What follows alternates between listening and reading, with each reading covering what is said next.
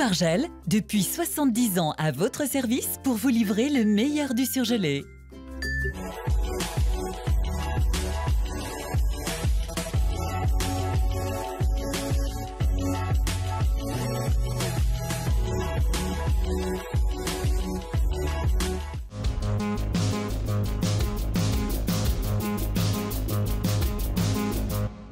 Un procès hors norme, celui du Lévothyrox, s'est ouvert à l'espace double mixte. Les lycéens mobilisés aujourd'hui encore avec plusieurs établissements bloqués dans l'agglomération. Enfin, la Saint-Élion sous la pluie et dans la boue, remportée par Guillaume Porche. J'attends que Merck paye pour le mal qu'il nous a fait. Et les vies volées, en fait, les tranches de vie volées. Le double mixte de Villeurbanne, transformé le temps d'une journée en salle d'audience. Ce matin s'est ouvert le procès Lévothyrox, ce médicament prescrit contre les troubles de la thyroïde. Un procès hors norme puisque ce sont pas moins de 4000 plaintes qui étaient examinées par le tribunal d'instance de Lyon. C'est relativement exceptionnel, surtout que c'est une action collective.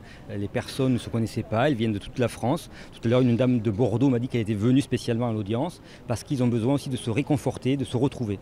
Se retrouver après 18 mois de bataille pour faire reconnaître leurs souffrances, des souffrances apparues après la mise en circulation de la nouvelle formule du médicament. Des gros maux de tête, des grosses migraines qui du coup m'avaient fait monter la tension. J'étais diminuée comme si j'avais 90 ans, quoi, voilà. D'un coup, j'ai pris 10 ans dans la vue, quoi, comme on dit familièrement. D'éventuels dommages corporels qui ne seront toutefois pas évoqués pour cette première audience sur le fond. L'avocat des patients entend tout d'abord faire reconnaître un défaut d'information de Merck, ce que conteste le laboratoire allemand dont le siège est situé à Lyon. En tant que laboratoire pharmaceutique, c'est important de savoir que nous n'avons pas le droit d'informer directement les patients. Aujourd'hui, nous devons nous adresser aux professionnels de santé. On parle de pas moins de 300 000 actes de communication, des courriers, des emails, des fax, qui ont été adressés à pas moins de 100 000 professionnels de santé. Le laboratoire qui par ailleurs a souhaité insister sur le fait que la mise en circulation de cette nouvelle formule était une réponse à une demande faite par l'agence du médicament elle-même. La décision du tribunal a été mise en délibéré au mois de mars prochain. C'est quand même assez violent ce qui s'est passé. Je pense que tout le monde est un peu sous le choc parce qu'on ne s'attendait pas vraiment à recevoir des lacrymos. Certains avaient les yeux assez rouges, ils devaient carrément prendre des gouttes. Les CRS ont utilisé les gaz lacrymogènes ce matin pour disperser les lycéens qui bloquaient plusieurs établissements de l'agglomération, comme ici à Brossolette à Villeurbanne ou encore à la Martinière dans le 8e. Des lycéens qui se déclarent parfois solidaires des Gilets jaunes mais qui dénoncent surtout la réforme du bac et des filières. Gilets jaunes, ça a permis, en fait, on a vu que c'est le peuple qui a exprimé une colère qui était en soi, et les lycéens l'ont pris en fait eux aussi avec l'année dernière les réformes qui sont arrivées. En fait, ils voient les conséquences que maintenant. Parcoursup, l'ouverture des admissions sont maintenant, donc ils découvrent en fait ce qu'est Parcoursup et ce qu'est cette loi d'orientation. Les premiers blocages de lycées étaient intervenus dès vendredi. Aujourd'hui, les lycéens ont voulu mobiliser plus largement. Il y a eu plus d'une dizaine d'établissements sur Lyon mobilisés, avec à peu près 4000 lycéens lycéennes recensés sur toute l'agglomération. Ça fait longtemps qu'on n'a pas vu un mouvement comme ça depuis la loi travail déjà sous François Hollande, mais là on est vraiment à un autre mouvement, les lycéens ont compris et il y a un regroupement avec les Gilets jaunes qui se fait. Les lycéens annoncent déjà de nouvelles actions pour les prochains jours. Les hôteliers lyonnais se frottent les mains, le niveau de réservation pour la fête des Lumières s'annonce correct à 3 jours de l'événement. Pour la première année depuis qu'on avait été annulé, on a enfin des réservations qui remontent à un niveau correct. Le jeudi soir n'est pas encore complètement plein, mais sinon les autres jours seront bientôt remplis, donc c'est une bonne nouvelle. Mais les professionnels du tourisme s'inquiètent aussi de la suite du mouvement de grogne des Gilets jaunes et de ses possibles incidences sur la fête.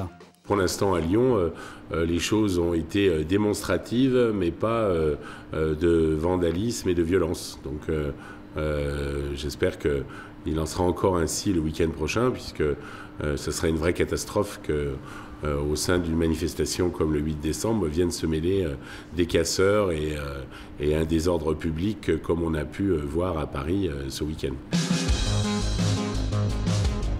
La présentation aujourd'hui à Lyon du nouveau directeur musical de l'Orchestre national, le chef d'orchestre et violoniste danois Nikolai Zeps Snyder. Il succède ainsi à l'américain Leonard Slatkin. Je sens que les musiciens ont de l'envie ici. Ils veulent aller plus loin que ce qu'ils font déjà. C'est ce travail que j'ai trouvé passionnant. La ville de Lyon est aussi très belle. C'est intéressant de voir quel rôle on peut jouer ici, dans une ville comme ça, tout comme dans la communauté musicale internationale. C'était des conditions vraiment difficiles, mais en fait j'aime ça. Il y en a qui vont me prendre pour une folle, mais ouais, j'aime quand ça glisse, j'aime quand c'est technique. Coup de chapeau aux coureurs de la Saint-Élion ce week-end. Ils étaient plus de 14 000 au départ de cette course d'endurance mythique dans des conditions météo particulièrement difficiles. Plusieurs parcours ainsi que des relais étaient proposés. L'épreuve de 81 km a quant à elle été remportée par Guillaume Porche en 6h26. C'est incroyable, je pense que c'était une édition très difficile.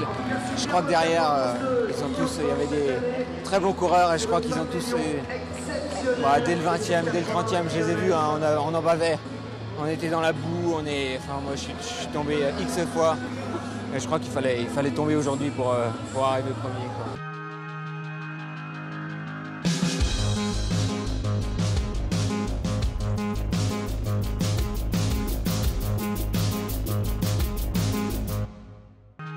L'info continue sur TLM.tv, les réseaux sociaux et le fil info. La météo